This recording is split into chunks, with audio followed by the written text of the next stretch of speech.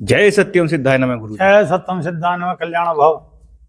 गुरु जी, आज का मेरा आपसे प्रश्न यह है कि हवन और यज्ञ में क्या अंतर होता है। अक्सर हम आम बोलचाल की भाषा में कोई हवन बोल देता है, कोई यज्ञ बोल देता है। हमारे धर्म शास्त्रों में इसका क्या वर्णन है? क्या हवन और यज्ञ दोनों अलग अलग चीजें हैं? इसमें आपकी क्या मत है? हमारे जो शास्त्र इसमें क्या कहते हैं? दोनों भिन्न है जी। पहली बात। और किस तरीके से भिन्न है? वो ये कि यज्ञ जो है, जैसे यज्ञ भी बोलते हैं उससे, तो यज्ञ या यज्ञ जो है वो विस्तारित रूप में होता है, बड़े स्केल पर जी, है नहीं, जिसमें बहुत लंबा अनुष्ठान चलता है जी। और हवन जो है वो बोलते हैं जो घरेलू होते हैं जी, जैसे घर पे या हमें पारिवारिक लोग पर किए या छोटा मोटा मोहल्ला बैठ के इस तरीके से वो कर दिया बुला के जी, जी। तो ये दो विषय हैं।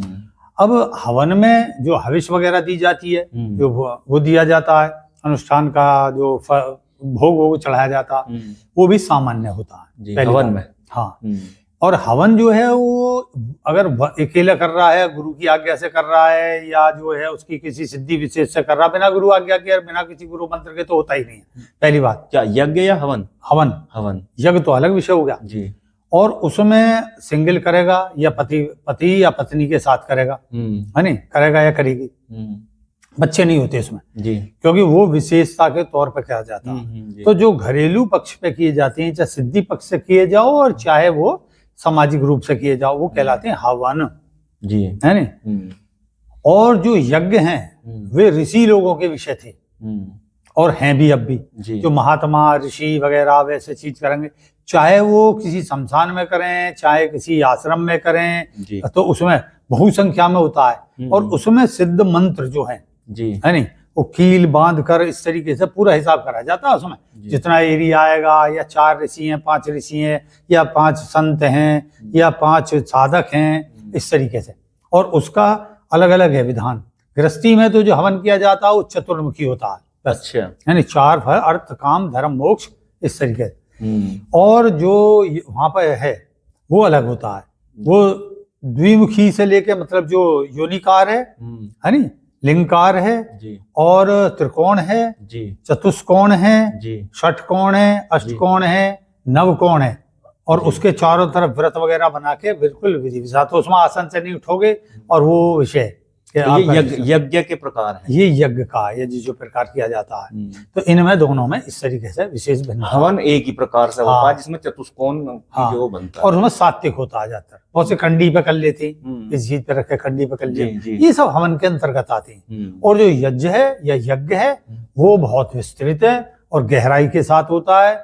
उसमें जो हविष हैं वो भी विशेष ही होती हैं, मतलब वो तो गुरु और जो उनका संतों का विषय है या सिद्धिपाद वालों का विषय है तो उनका विषय हो गया वो जी, है नहीं।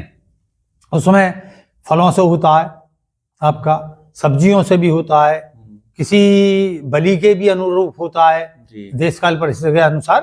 मतलब दक्षिण भारत है या कैलकाटा है या इस तरीके से, वहाँ यज्ञ का प्रथा उसी हिसाब से देवताओं को किसका भोग लगाना है, कौन घी गिरेगा, कौन सामग्री डालेगा, कौन केवल मंत्र पढ़ेगा, और कौन जो है उस पर ध्यान लगाएगा जिसके अंदर उस देवता का आह्वान हो।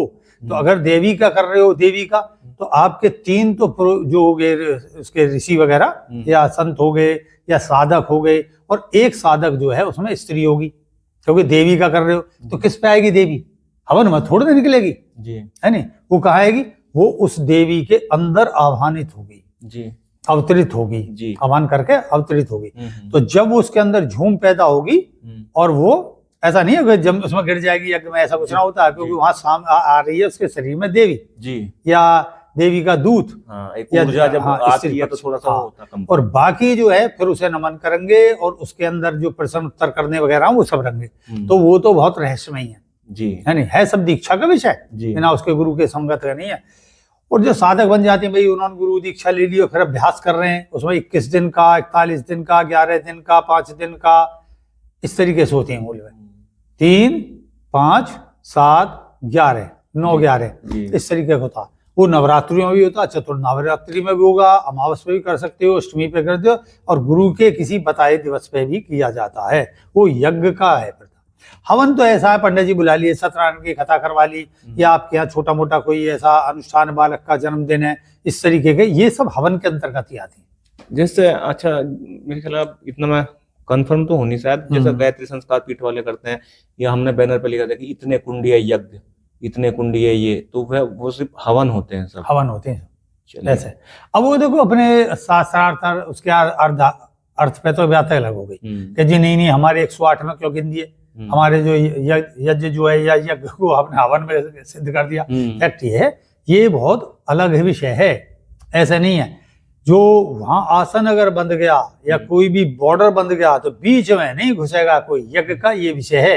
अब इन सब में क्या देखोगे, अक्सर आ रहे हैं जा रहे हैं, आ रहे हैं जा रहे हैं, बीवी में उठ के चली जरा बस थोड़ी सी वो गेर क्या होती, पट पट पट यूं कर दी, किसी ने यूं डाल दिया, किसी ने यूं गिर दिया, किसी ने बुक्का सा मार दिया उसमें, इस तरीके से ये सब हवन का विषय है, तो इसमें दोष नहीं लगता। लेकिन यज्ञ चल रहा है और उसमें ऐसे कुछ कोई भी आके उसमें करे और नीले पीले कपड़े कुछ भी पहन रखें, वो सब नहीं चलेगा।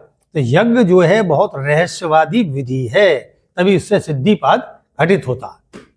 चलिए, बहुत बहुत धन्यवाद आपका गुरुजी, इतनी महत्वपूर्ण जानकारी आपने हमें दी है, हमारे दर्शकों को दी है। अब मेरा सभी दर्शकों से अनुरोध है कि इस वीडियो को आप लाइक करें, इसमें कमेंट कर सकते हैं अपने, अगर कोई मन में कोई प्रश्न है गुरुदेव से आपको पूछना है तो वह कर सकते हैं।